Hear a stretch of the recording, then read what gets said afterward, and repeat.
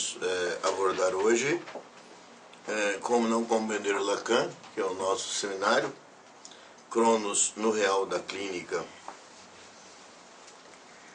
Essa questão de Cronos, né?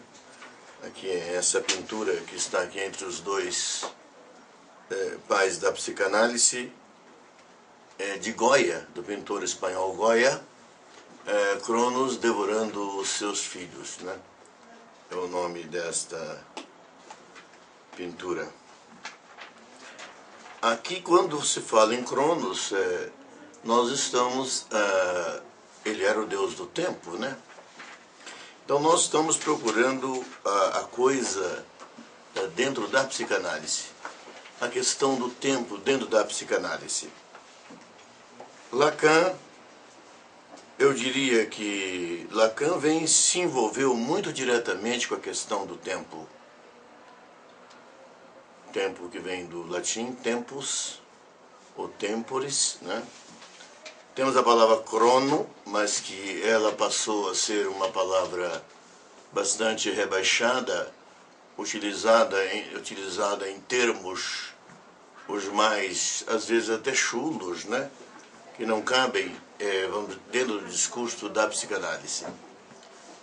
E quando Freud, em algum momento, diz que os conteúdos do inconsciente são intemporais, eu entendo que é fantástico quando ele diz isso, porque intemporal é de alguma forma a negação do tempo. Porque aqui nós vamos trabalhar com a ideia da negação do tempo. E a psicanálise, tal qual Lacan a conduziu, produziu uma psicanálise em que as sessões escandidas, ou onde rola uma escansão, elas não trabalham com a ideia do tempo como uma substância objetiva que esteja fora do próprio sujeito. Então nós vamos entrar aqui na ontologia do tempo, na ciência do tempo, hoje, para que nós possamos nos libertar desta obsessão do tempo. E essa questão do tempo, nas sessões de análise, as sessões escandidas não trabalham com a ideia de tempo. Porque ali nós temos uma outra coisa que nós poderíamos chamar de um paratempo. Um paratempo. Uma outra denominação para sair dessa expressão tempo. E o paratempo, ele é o significante. Bom, o pensamento psicanalítico, será que nós, ao pensarmos em termos de psicanálise, devemos pensar sempre num pensamento utilitário dentro da psicanálise? Num pensamento utilitário quer dizer o quê? Um pensamento sempre para intervir no sujeito, sempre para fazer intervenções terapêuticas. Um pensamento que vai sempre ser usado nos cortes, né, das sessões de análise. Um pensamento que vai trabalhar as sessões escandidas. Não, eu entendo que não. Nem sempre nós devemos ter esse imediatismo utilitário dentro do nosso pensar psicanalítico. Será que nós devemos nos tornar filósofos? Também não, mas devemos pensar também, às vezes, sem saber qual é a utilidade daqueles pensamentos, daquelas reflexões que nós estamos elaborando.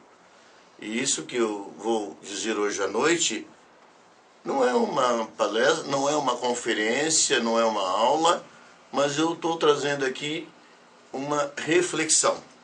E eu gostaria que as pessoas me dessem o prazer de também entrarem nessa reflexão contemplativa, sem saber se haverá um objetivo imediato ou não, uma aplicação imediata ou não.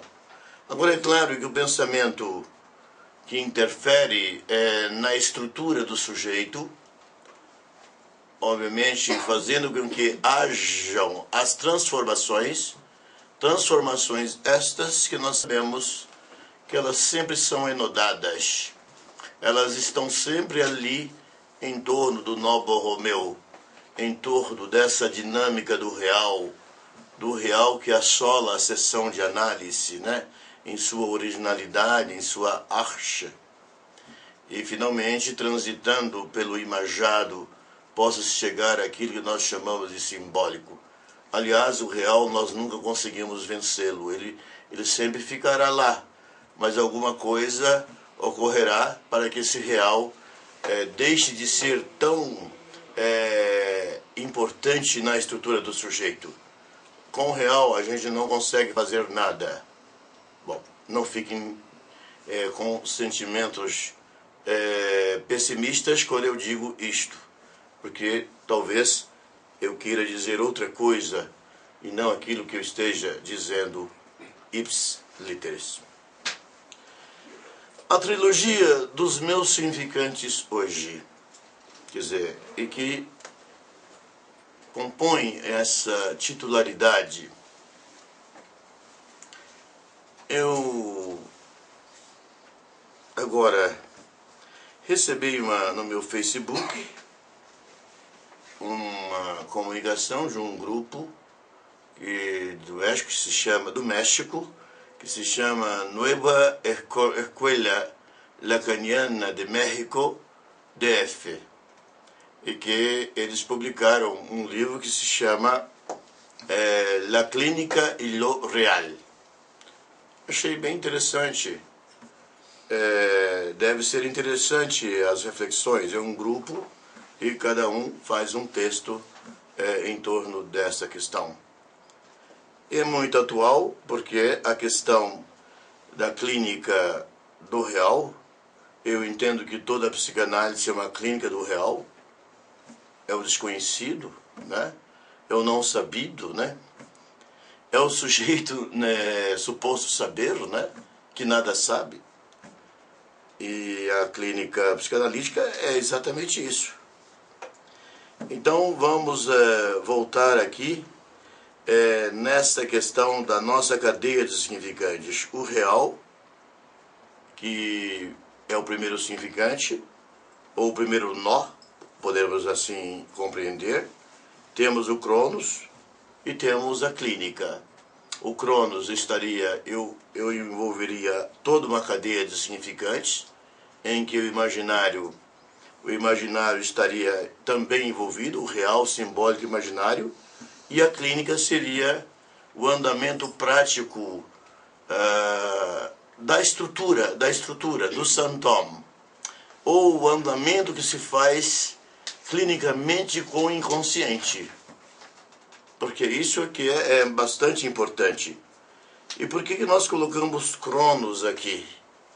Porque voltamos novamente a pensar que a questão do tempo é algo que é algo obsessivo, é algo que volta, é algo que talvez nós não tenhamos resolvido em nós mesmos.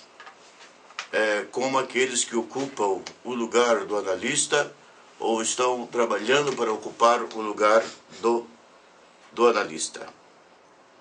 A questão do tempo. E nós vamos ver, enfim, quais são os discursos a respeito do tempo. Como é que a coisa rola? O tempo no falatório do mundo, quando eu me refiro ao falatório do mundo, nós estamos nos referindo ao uso vulgar de determinado conceito. A palavra tempo tem uma utilização realmente muito grande. Ele é uma substância, o tempo. É uma substância material, cósmica, assim como temos a luz, que anda a 300.000 quilômetros por segundo. O tempo também é uma substância como a luz. O tempo é uma substância como as ondas eletromagnéticas. Essa é uma questão que aqui colocamos. O tempo não existiria como objeto do ponto de vista da materialidade. Ele seria um objeto psíquico, um elemento psíquico.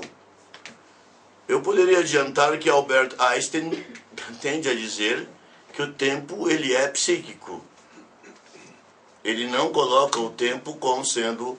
Ele não acredita no tempo como uma substância, embora ele faça uma certa montagem que deve nos impressionar bastante.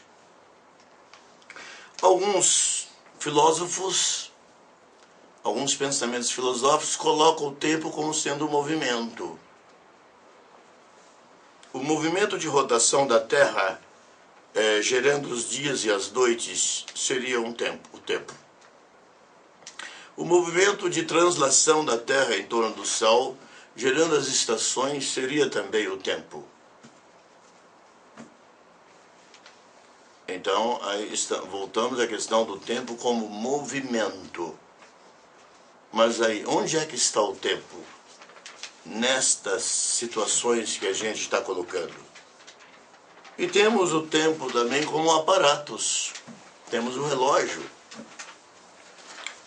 Na Grécia, da época da democracia ateniense, eles não tinham esse aparelho, o relógio. Tinha a clepsidra, né? Que era um objeto, um reservatório de água, e que o orador tinha lá um dado volume de água que seria gotejado. Ele era gotejado, gota a gota, para medir o discurso. Qual seria o tamanho do discurso? Provavelmente aquele que presidia a Assembleia, quando era da oposição, gotejava mais rápido. Gotejava mais rápido, né? Botava para gotejar mais rápido. Então vejam vocês, a clepsidra. Eu já falei nessa questão de Freud, ele lança de alguma forma essa posição que Lacan tanto lutou por ela, que ele chamou de le temps logique, o tempo lógico, né? E a asserção antecipada, que é um dos escritos de Lacan, em que ele lança essa questão. Já que o tempo, a tendência nossa é dizer que o tempo não existe. O tempo não, ele é inexistente. Talvez nós busquemos aqui, nesta noite, provas científicas da inexistência do tempo. É nesse sentido que Lacan se insurge contra as sessões fixas de 40, 50 minutos, 3, 4 vezes por semana. Não estamos criticando Freud, que Freud estava criando a psicanálise, assim teria que ser. Mas aí já em outra situação. Ele se insurge contra essa cronologia. Aí vamos usar o termo cronos no sentido vulgar. E luta pelo tempo do significante. O significante como sendo o tempo, né? O significante é o tempo. Isso é bastante interessante. Vamos lembrar aqui, eu acho que não teremos muito a acrescentar sobre... Aliás, eu queria lembrar um filósofo alemão, em que eu estou lendo uma obra dele em espanhol, em que ele fala muito sobre a chamada linguistificação. Em espanhol seria isso, la linguistificación, de determinados conteúdos religiosos, né? Veja as religiões grega, a religião romana, a religião da Babilônia, enfim, a religião persa, o zoroastrismo. E esses elementos religiosos estão no nosso discurso cotidiano como vocabulário, e nós, obviamente, estamos utilizando tudo isso o tempo todo como parte de nossa estrutura subjetiva e dos nossos discursos. Cronos, todo mundo conhece essa história, né? Ele é aquele que teve vários filhos com Reia. Ele, aliás, ele castra o pai Urano, né? Ele castra o pai Urano e finalmente ele tem vários filhos com Reia, e ele, com paranoia de ser deposto do seu trono pelos seus filhos, ele engole os filhos, né? Hera e outros filhos. E finalmente, quando Reia tem o último dos filhos, que é Zeus, ela dá a ele uma pedra envolvida em um pano, e ele engole a pedra. E finalmente, mais tardiamente, Zeus é criado, ele sobrevive, e ele volta e abre o ventre de Cronos e salva todos os seus irmãos, criando a segunda geração dos deuses gregos, né? Isso está em Homero. Temos também aqui tempos, a palavra tempos em latim, temporis. Nós não sabemos a origem disso no indo-europeu. Tentamos pesquisar e não encontramos uma origem dessa palavra. De onde vem? Qual é o sentido originário? Claro, nós sabemos, por exemplo, que Zeus, Deus, Tel, nós conseguimos ir a fundo, chegando ao indo-europeu mais arcaico. Sabemos que Deus, Zeus e Tel vêm de Devas, quer dizer luz, né? Então a palavra Deus, nas línguas europeias, salvo no inglês e no alemão, né, que não se usa essas palavras, mas tem às vezes um certo uso, significa luz. E no caso aqui nós não conseguimos buscar o sentido arche, o sentido original, né, da palavra. Temos o alevum, que é um outro termo para tempo no latim, mas esse é um outro termo que também se perdeu, da onde vem a etates, idade, etc., né? E deixando essa questão linguística, porque aqui ela é pobre, ela não nos ajuda muito na compreensão dessa questão do tempo, vamos aqui pensar na questão de Salvador Dalí, aquilo que nós denominamos o relógio hipnagógico de Dalí, né? Dalí costumava, segundo se fala, apertar os olhos para ter determinadas dismorfias, alucinações, o que chamamos de fenômeno hipnagógico, né? Dalí costumava fazer isso, não sei se é verdadeiro, mas a gente percebe que neste momento ele tem uma versão pictorial do espaço-tempo de Einstein, porque Salvador Dalí e Einstein não eram contemporâneos. Assim como Einstein já havia lançado a teoria do espaço-tempo. Temos o espaço como tridimensional, e o quarto elemento do tempo, do espaço, seria o tempo. Então nós teríamos uma estrutura quadridimensional, dentro da teoria da relatividade de Albert Einstein. Então Dalí já lança aqui a dissolução do relógio, o relógio mole, que queria dizer o quê? Que o tempo, na verdade, o tempo ele não existiria independente do psiquismo, que ele seria uma estrutura psíquica do sujeito. Ele é parte da estrutura psíquica do sujeito. A substância absoluta temporal, ela é negada. Nós não podemos acreditar que o tempo seja uma substância absoluta. Isso não é possível. E várias afirmações anteriores tendem a corroborar essa nossa hipótese, né?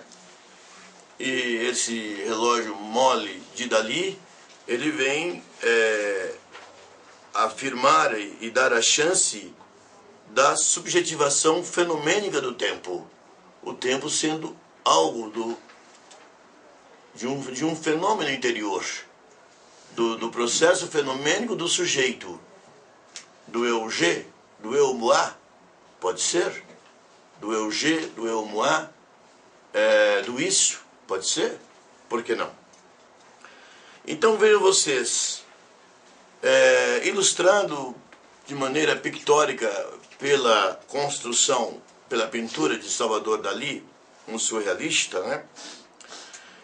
Nós entramos agora na questão do espaço-tempo. Aí sim. E isso vem corroborar as nossas teorias sobre o que eu chamo de paratempo. Paratempo, ou o heterotempo. Um outro tempo, que não é um tempo dentro do discurso vulgar que a gente vem escutando. Podemos falar até de paratempo, ou o significante propriamente dito. Então, o espaço-tempo é uma substância variável e relativa, e derruba nossos mitos da fixidez do tempo. Isso nós estamos voltando à teoria da relatividade de Albert Einstein, físico teórico, um físico que nunca entrou em laboratório, nunca. Todas as grandes construções dele são teóricas, só pensando que os físicos de laboratório tentaram e vêm confirmando as teorias de Einstein como teorias verdadeiras até o momento. Até o momento têm sido consideradas verdadeiras as suas teorias. Então a fixidez do tempo já é derrubada por Albert Einstein no seu trabalho. E por que nós estamos procurando aprofundar essa questão, buscando a teoria da relatividade de Albert Einstein, para a gente compreender melhor essa questão do tempo? Porque eu já falei da escansão analítica, das seções escandidas, que é uma certa métrica, da seção, que Lacan disse de alguma forma, que hoje talvez caiba a nós mesmos mudar. Momento de escutar, momento de compreender, momento de concluir. Nem sempre. O S1, o significante 1 que é a escuta, ok. O significante 2 que é a compreensão, mas nem sempre é uma compreensão. O analista nem sempre compreende. Ele maneja o significante como algo da esfera do real, junto com o analisando, em parceria com o analisando, e dá um sentido com o analisando. Não posso dizer quem é, claro, mas de uma sessão nos últimos dias, saiu a seguinte pontuação, a seguinte escansão: objeto da guerra. A sessão terminou desta forma: objeto da guerra. Então o analista se surpreende, o analisando se surpreende, porque nós não estamos programados para nada que vai acontecer na sessão de análise. Então compreender não é a função do analista. O analista não é aquele que compreende, é aquele que, ao ter na mão o significante, ou 2 ou 3 significantes do seu analisando, ele pode acrescentar alguma coisa sua ou não e fazer a escansão. Compreender nem sempre é possível, porque o analista pode entrar em processo de angústia se ele acha que ele deve compreender tudo. E nesse esforço descomunal de compreender, ele poderá perder a chance da escansão. E o S3, significante 3, que é a conclusão. Ok. Enfim, mas eu entendo que seria o significante S1, a escuta, o significante S2 é o significante que aparece, né? E o S3, que é, na verdade, a escansão, a pontuação, o corte da seção analítica. É por isso que nós estamos aqui voltando nessa questão do Cronos, nessa questão do tempo. Isto foi motivo de muitos conflitos entre a psicanálise francesa, nascida a partir da agregação de Lacan, o movimento psicanalítico da França, e conflito com a Associação Internacional de Psicanálise, que preferia manter-se dentro dos estándares mais ortodoxos, né, de uma sessão em tempo curto.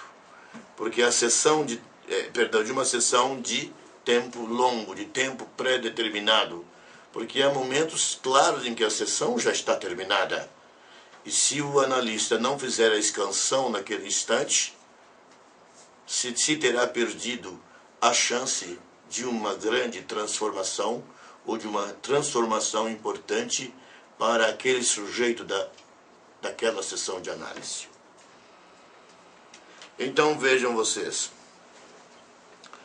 o tempo lógico dos gêmeos de Einstein, dos gêmeos, o paradoxo, eu até chamei de o tempo lógico dos gêmeos de Einstein, é uma experiência intelectual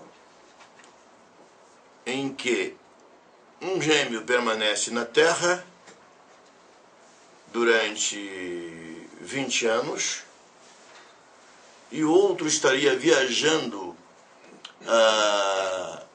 numa velocidade próxima à velocidade da luz, onde haveria velocidade e onde haveria também a energia gravitacional. Antes disso, eu poderia dizer a vocês que já foram feitas experiências pelos físicos que trabalham com a teoria da relatividade.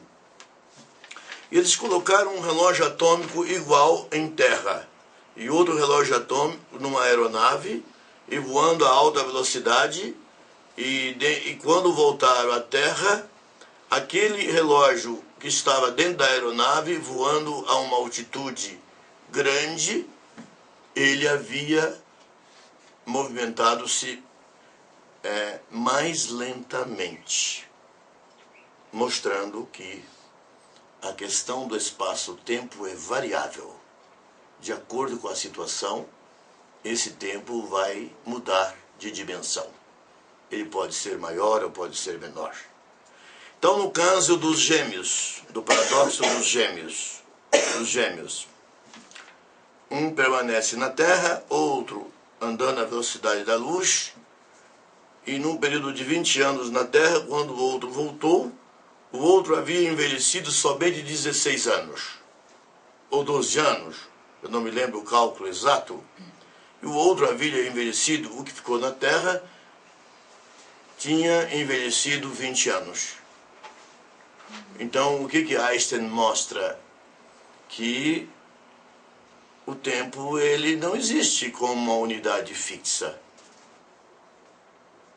Que o tempo ele é uma construção que está relacionada a variáveis cosmológicas, a energias de campos gravitacionais, a velocidade em que o relógio ou a pessoa está se movimentando, a velocidade em que o relógio está se movimentando. Então nós não temos realmente o tempo. E aí como é que nós vamos ter que pensar? Qual é a nossa saída? Até nós fizemos aqui uma construção, né? Está um pouco pequeno para mim. Temos aqui então uma construção que é o chamado espaço-tempo. Que o espaço-tempo é uma estrutura tridimensional, mas o tempo passa a ser uma estrutura quadridimensional. Pode ser que alguém se assuste, porque nós estamos trabalhando com essa ideia do espaço-tempo em 4 dimensões, se nós, ao tempo todo, quando falamos de topologia, nós estamos comentando a geometria plana, a teoria dos conjuntos e etc. Mas na frente nós vamos dizer por que é que nós assim estamos atuando. Então aqui nós temos aqui, olha, eu sei que são 4 dimensões, temos o eu-moá, temos o eu-g, temos o isso e temos o significante. o significante está aqui como temos a primeira dimensão, o a segunda dimensão, o G, que é o consciente, o inconsciente, perdão, e o isso, que seria, obviamente, a base corpórea do sujeito. E o significante, que seria o tempo. Nesse caso, nós já demos um outro nome nessa estrutura que nós criamos, nesse madema geométrico criado aqui, para expressar a questão do tempo. Então, vejam vocês. Estamos buscando a teoria da relatividade para demonstrar que o tempo não existe. E que o tempo, na psicanálise, não existe. Mas isso é uma invenção só de Lacan? Não. Einstein já tinha inventado isso. Já estava criado. Freud também já falava nesse assunto. Indiretamente, nos textos freudianos, nós podemos ter inferências claras a respeito desta questão. Então, aqui, esse esquema que nós fizemos seria o espaço-tempo psicanalítico. O espaço-tempo psicanalítico. Eu até preferi cunhar o termo paratempo. O paratempo. Porque toda vez que nós vamos utilizar a palavra tempo, nós vamos nos confundir. Nós vamos criar situações que não são agradáveis. Mesmo na fundação do set analítico, é necessário que a gente exclua a ideia do tempo. Embora a ideia do tempo na seção de análise. E venhamos a substituir pelo significante, pela escansão, quando ela tiver que acontecer. E por que nós estamos aqui trabalhando com essa ideia do espaço-tempo de Einstein e colocamos o significante como sendo o tempo? Novamente eu repito, pode ser que algumas pessoas se espantem. Mas não é a geometria plana que a psicanálise gosta de utilizar? Não, mas nós podemos trabalhar com a quadridimensionalidade, mas isso não quer dizer que nós estejamos dizendo que o inconsciente é algo profundo. Não, o inconsciente é uma forma de linguagem. Nós continuamos a admitir isto. Não é a ideia de uma psicologia profunda. Isso não é a psicanálise, de nenhuma forma. E aqui nós voltamos àquilo que Lacan andou dizendo, que as verdades analíticas são sólidos e não planos. Por que essa estrutura tridimensional ela nos é útil nesse sentido, em torno desse dito de Lacan? Porque nós podemos ver o mesmo fenômeno analítico sobre os mais variados vértices, se nós temos, obviamente, uma estrutura quadridimensional ou tridimensional, não importa. Embora nós saibamos que determinadas estruturas topológicas consideradas planas, elas adquirem um caráter de tridimensionalidade ou até de quadridimensionalidade. Enfim, a gente está se aprofundando muito na matemática e nós vamos permanecer aqui, porque era minha ideia trazer uma série de equações de Einstein aqui, mas seria demais, né? Nós traremos equações da teoria da relatividade e achamos melhor admitir determinados princípios da teoria da relatividade e não trazer essas equações que ficariam embutidas, vamos dizer, dentro de determinados princípios que nós admitimos a priori. Ok? Obrigado.